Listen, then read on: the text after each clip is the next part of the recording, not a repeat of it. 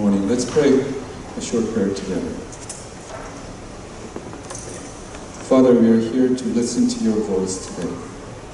Speak to us, Lord.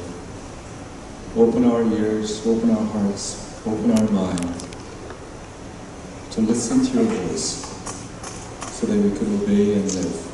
In Jesus' name we pray. What is the relationship between heaven and earth? More specifically, what does the life of a citizen of heaven look like here on earth? Well-known poet Wordsworth once said, "The gospel is true to the kindred points of heaven and earth." Heavenliness is relevant to what happens on earth here and now. Heavenly mindedness, therefore, is relevant and real to earthly life. Spirituality is supernatural, and it is literally supernatural. It goes beyond the realm of what is natural. But this does not mean spirituality is anti-natural. The life of the Spirit, the life of a heavenly citizen, the kingdom life is not confined by physical realities, and yet it is lived out in the physical realms. After all, God, who is a spirit, who is supernatural, created this physical world.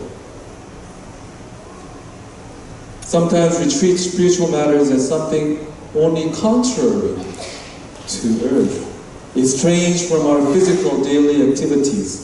The result of that false understanding of spirituality leads us to separate how we live our life here on earth on a daily basis from our relationship with God. In this sense, we can say that heavenly principles are to be lived out on earth, and our earthly lives are to be lived out in heavenly manners.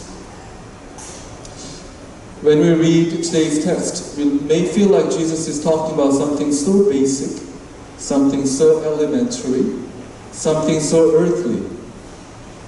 Jesus, after talking about serious matters such as blessedness of life that seeks righteousness despite persecutions, being salt and light in the world, after expounding on the seriousness of the law and the prophets and giving examples such as murder, adultery, and divorce, here we are hearing Jesus talking about what seems to be relatively a small issue.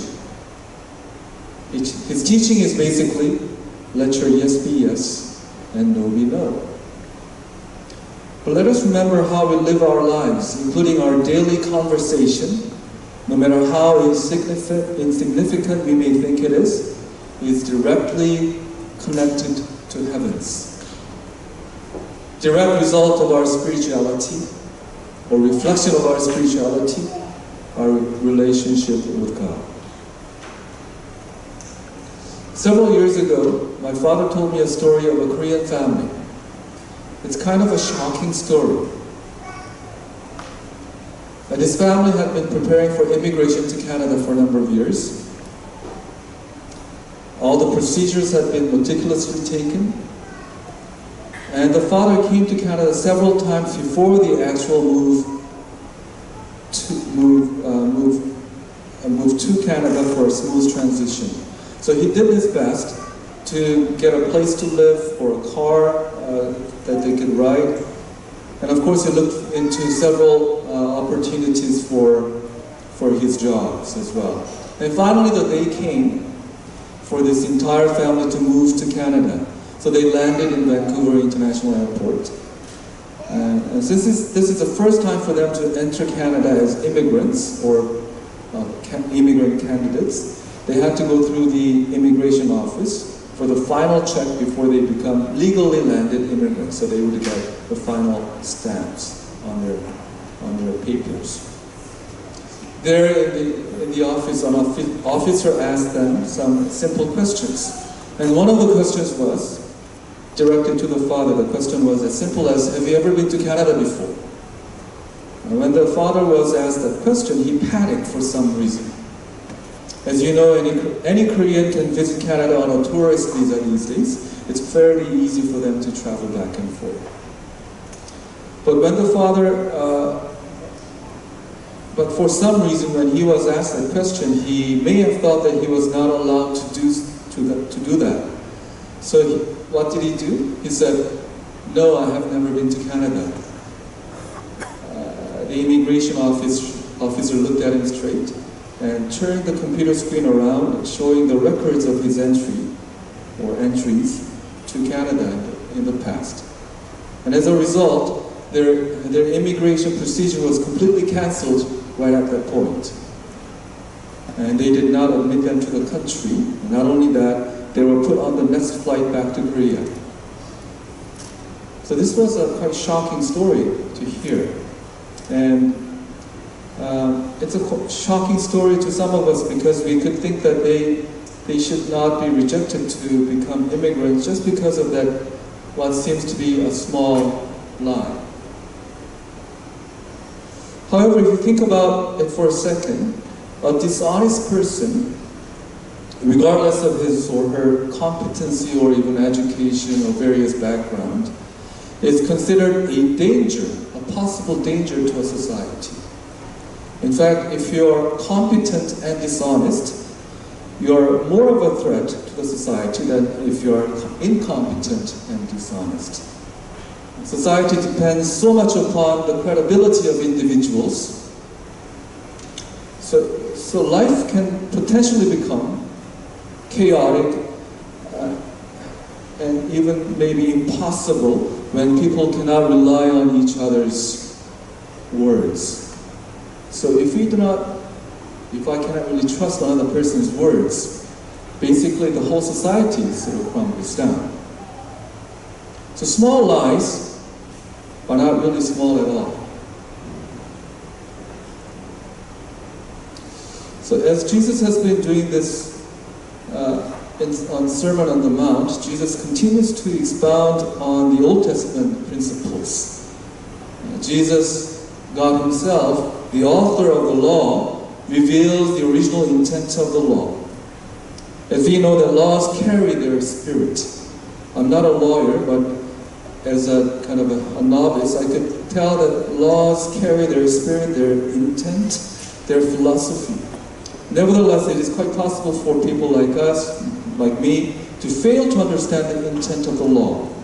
And when we fail to understand the spirit of the law, we tend to be fixated upon a superficial level, i.e. the letters as opposed to the spirit of the law, which leads to a typical attitude of legalism. So in today's text, Jesus talks about oath-taking. He starts out by saying, as in the previous teaching, "You have heard that it was said." And he goes on saying, "Do not break your oath, but fulfill to the Lord the vows you have made." We need to actually understand the Old Testament background a little bit today. The Old Testament teaches us about taking oaths in God's name. For instance, Deuteronomy 6:13, it says, "Fear the Lord your God, serve him only, and take your oaths in His name." So it says, fear the Lord, serve Him, take your oaths in His name. So it is actually permissible to take oaths in the name of God. Note though, this oath-taking in God's name is mentioned along the same line with fearing the Lord and serving Him only. Leviticus 19:12 says this, "Do not swear falsely by my name, and so profane the name of your God. I am the Lord." This clearly teaches that the oath-taking is to be done seriously. Otherwise, we will end up profaning, misusing the name of God. Of course, this is in line with the third command of the 10 Commandments that we know, namely, "Thou shalt not take the name of the Lord thy God in vain." So, simply speaking, we can conclude that from the Old Testament, it is possible for us to take oaths, to swear in God's name, And secondly, when we take oaths in God's name, then we need to do them seriously because we're dealing with God's name. So in fact, it is not too hard for us to find some examples of people, men and women of God in the Old Testament, who took oath in God's name, in the Old Testament and New Testament. Abraham, for example, he swore an oath to the Lord as he talked with the king of Sodom. Genesis chapter 14, 22 and 24. So in Genesis chapter 14, 22, it says, "With raised hand I have sworn an oath to the Lord, God Most High, Creator of heaven and earth, that I will accept nothing belonging to you, not even a thread or a strap of a sandal, so that you will never be able to say, I made Abraham rich." So he swore an oath to the Lord before the king of Sodom. As we know that Abraham told his senior servant to swear by the Lord when he was looking for his son's wife to be.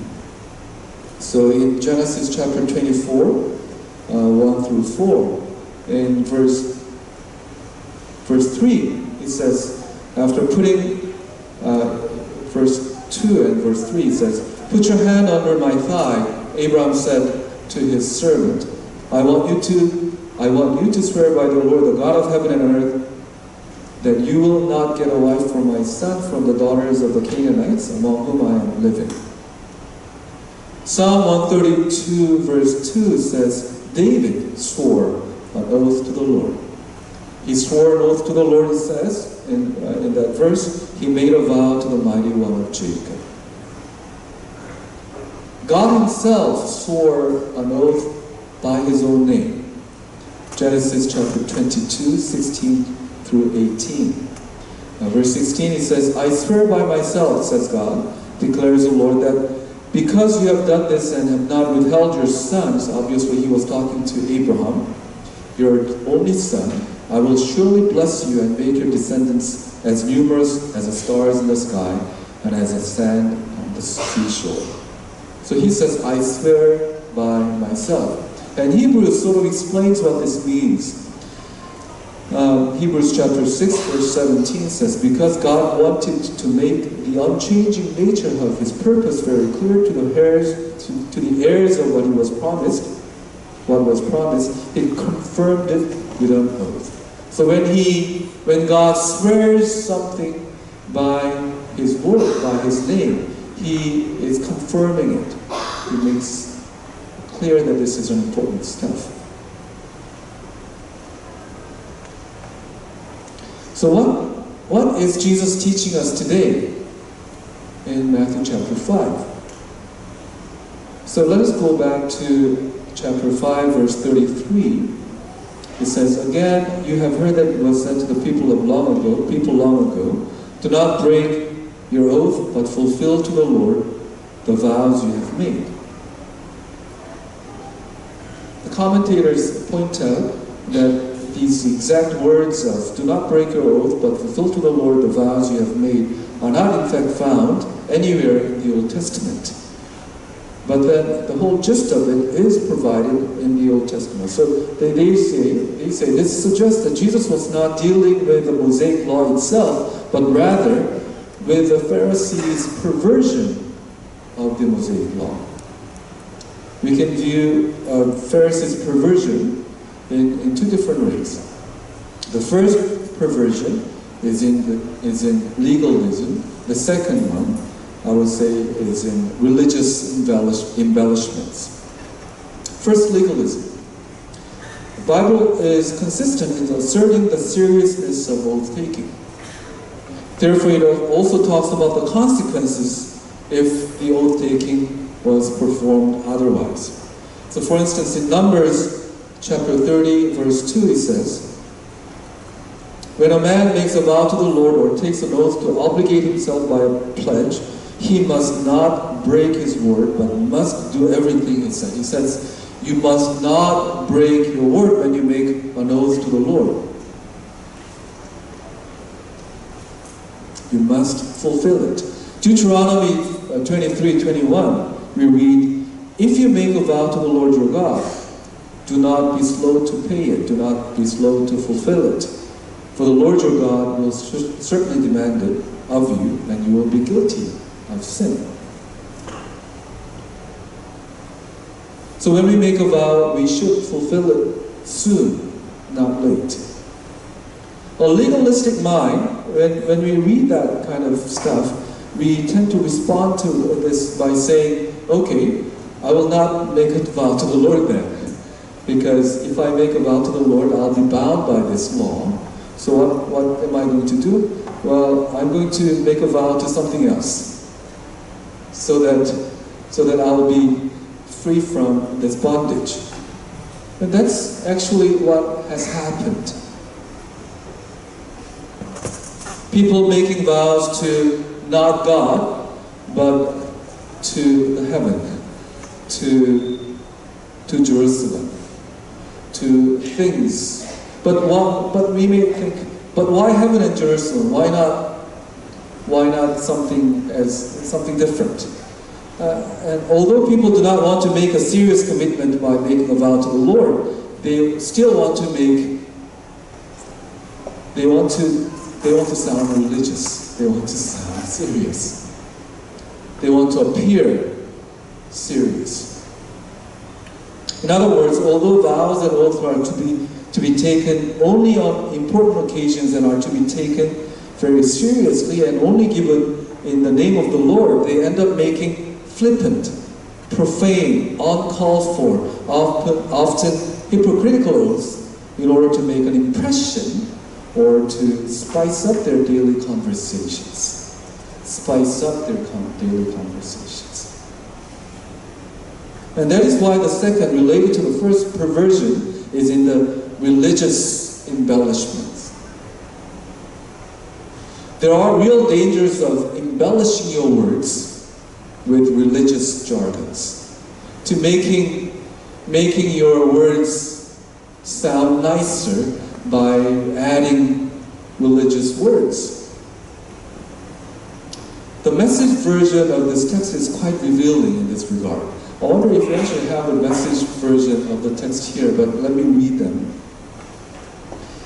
The same text, Matthew chapter 5, verses 33 to 37. The Message version says this, "And don't say anything you don't mean." This counsel is embedded deep in our traditions. You only make things worse when you lay down a smoke screen of pious talk. It says, a smoke screen of a pious talk. Saying, "I'll pray for you," and never doing it. Saying, "God be with you," and not meaning it. You don't make your words true by embellishing them with religious lace. In making your speech sound more religious, it becomes less true. Just say yes and no. When you manipulate words to get your own way, you go wrong. Sometimes we use religious jargons as a smoke screen, he says. Sometimes we intentionally make our words sound more pious in order to make them more trustworthy. What does Jesus teach us today? Verse 34 to 37 again. "But I tell you, do not swear an oath at all, by heaven, for it is God's throne, or by the earth, for it is his footstool, by Jerusalem, for it is the city of the great king. And do not swear by your head, for you cannot make even one hair white or black. All you need to say is simply yes or no. Anything beyond this comes from the evil one." Now the troubling portion is this: do not swear on oath at all. Biblical scholars in general say that this does not actually, should not mean, include swearing on oath to the Lord, since that is a clear instruction from the Old Testament. But here Jesus refers to the perverted practice of swearing by heaven, swearing by Jerusalem, and so on. And that is something that Jesus is talking about. And we know this more clearly because this same teaching of Jesus is reverberated by Apostle John in his letters to James. James 5:12, it says, above all, my brothers, do not swear either by heaven or by earth, or by any other oath. But let your yes be yes and no be no, so that you may not fall under condemnation. So James is a little clearer there. I think it doesn't say do not swear at all. It says do not swear either by heaven or earth. I believe what Jesus is teaching is quite simple. He teaches us to be simply truthful. He teaches us to speak truth in the ordinaries of life. He teaches us not to add or to subtract from what is true. He teaches us to simply say yes or no. Many times we fall into the temptation of embellishing our words as we want to make a better impression on others. We add things or we subtract things. We just finished our final exam period, and the whole issue of plagiarism is still very important to my heart, because I had to deal with it just a few days ago. But if you think about plagiarism, what is plagiarism? Plagiarism is, in fact, leaving an impression that something is mine when it is, in fact, not mine. Whenever I talk to students about what plagiarism is, I end up sharing a very shameful story of mine. This is a story that I would not like to share, but I end up sharing it anyhow. This is a painful story. During my graduate studies at the University of Toronto, in one of my numerous meetings with my supervisor, Dr. Diane Masson, she once asked me this question, JunMo, can you please make a clear distinction in your paper between your thoughts and someone else's thoughts? So her question is, can you make the boundary clear between what you're claiming and what other people have claimed? And when I heard that question, I felt like it was lightning. I knew exactly what she was asking about. I realized what I was doing. This is what I did. I realized that I intentionally made the boundary unclear between my thoughts and other scholars' thoughts, so that I could leave an impression that the readers could actually give me more credit than other people their due credits. I was basically indirectly adding things to my analysis, my claim in my paper. I was basically embellishing them. It is a challenge to simply say yes. Let my yeses be yeses. It is a challenge to simply say no. We too tend to say yes, but. We tend to say no, but, etc. Worse yet, we exaggerate simple truth with religious jargons. A few weeks ago, they're not here, Nathan and Peter, they were in my car, and we talked about many things, and he said, they asked me, Professor, can we come over to your place and have dinner with you? And then I sort of jokingly said, oh, I'll pray about that. And then I ended up telling them, when Christians say I'll pray about it, it probably means no. And after saying that, right after that, I regretted saying that to them. Because I think they were very innocent students. So, I realized my own fault. I realized many of my friends' weakness, saying that, oh, I'll pray about it, when they really want to say no. Because it just sounds nicer. And especially Koreans, we don't want to really offend people. So we are afraid of people. Maybe I am. So we don't want to say something that would hurt them. So what do? We just twist the truth a little bit. And we feel like that's okay. But that's not okay. We should say, I'll pray about it, when we really want to say, I'll pray about it. If on the other hand, if we say, I'll pray about it when you really want to say no, we should say no. It takes courage to say no. As we know, Bible talks a lot about truthfulness. Psalm 51:6, for instance, says, God delights in truth in the innermost being. Yet you desired faithfulness, truthfulness, even in the womb. You taught me wisdom in that secret place. ESV says, behold, you delight in truth in the inward being, and you teach me wisdom in the secret heart. And there are numerous places in the book of Proverbs that address the importance of truthfulness. Proverbs 6:16 to 17, for example, includes lying, tongue, as one of the 6 things that God hates.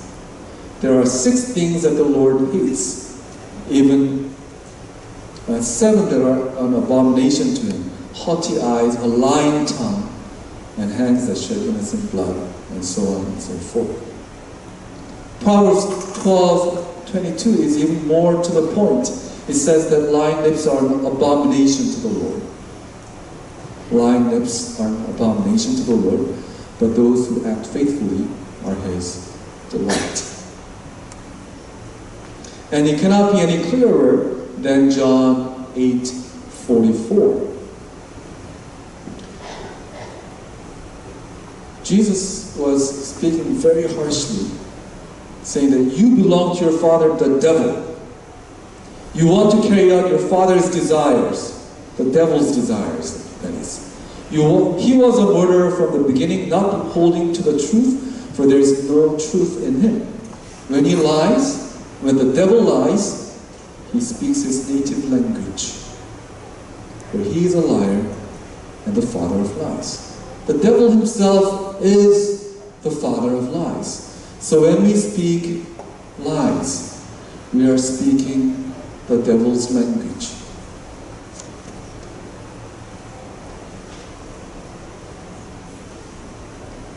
So the last verse of today's text says, all you need to say is simply yes or no. Yes, sir. Let your yes be yes, and no be no. Anything beyond this comes from the evil one. That's Jesus' teaching to us. Be simply truthful. Do not add, do not subtract. Do not exaggerate. Do not embellish your words with religious words.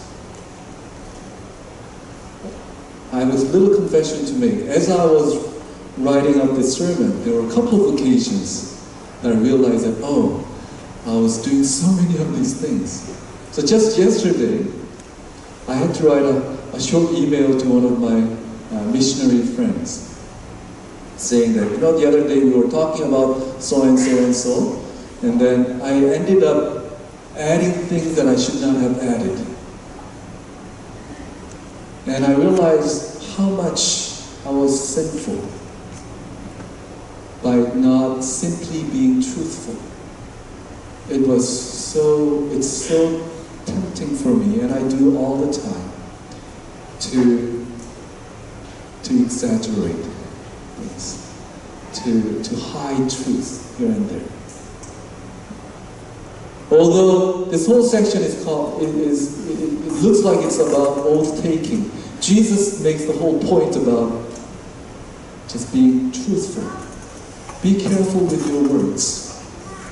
Be careful with your words.